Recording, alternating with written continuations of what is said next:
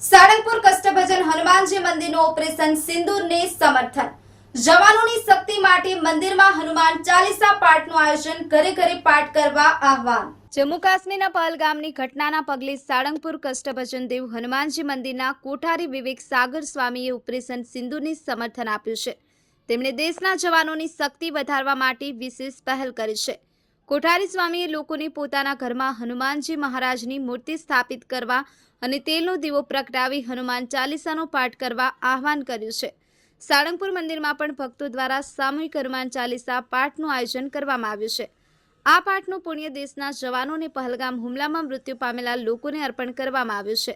મંદિર દ્વારા પહેલ થકી જવાનોને માનસિક અને આધ્યાત્મિક બળ પૂરું પાડવાનો પ્રયાસ કરવામાં આવી રહ્યો છે। ન્યૂઝ 9 ગુજરાતી, બોટાદ। પહેલગામની અંદર જે ઘટના ઘટી, જે નિર્દોષ બાળકો અને ઘણા બહેનો દીકરીઓના સિંદૂર ભૂસ્યા, ઘણા માતાઓ દીકરા વગરના થઈ ગયા, એ ખૂબ જ અસહ્ય છે।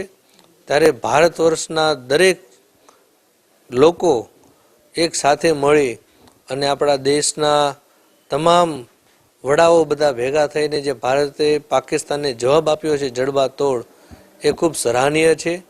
આજે ભારતની અખંડિતતાના દર્શન આપણને થઈ રહ્યા છે। આજે દેશનો એક એક નાગરિક જાગૃત થઈ ગયો છે।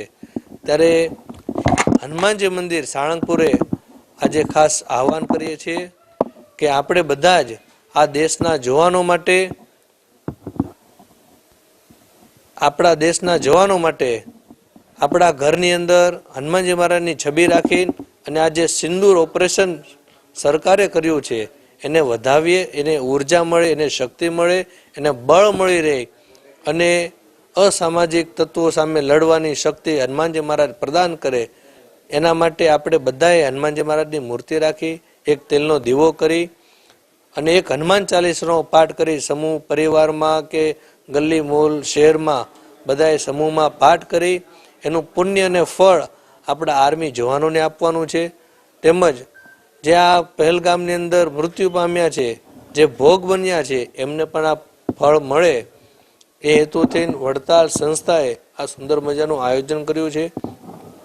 સાળંગપુર હનુમાનજી મહારાજના દરબારની અંદર પણ આજે સંધ્યા આરતી બાદ જેટલા ભક્તો હશે સમૂહમાં શ્રી હનુમાન ચાલીસાનો પાઠ કરી આપણા દેશના આર્મીઓને આ પુણ્ય અર્પણ કરશે અને એની માટે સુંદર મજાનું રાજોપચાર પૂજન પણ આજે હનુમાનજી મહારાજના સાનિધ્યમાં આર્મીઓના રક્ષા માટે, એમને શક્તિ મળે એના માટે આજે અમે કરવાના છીએ।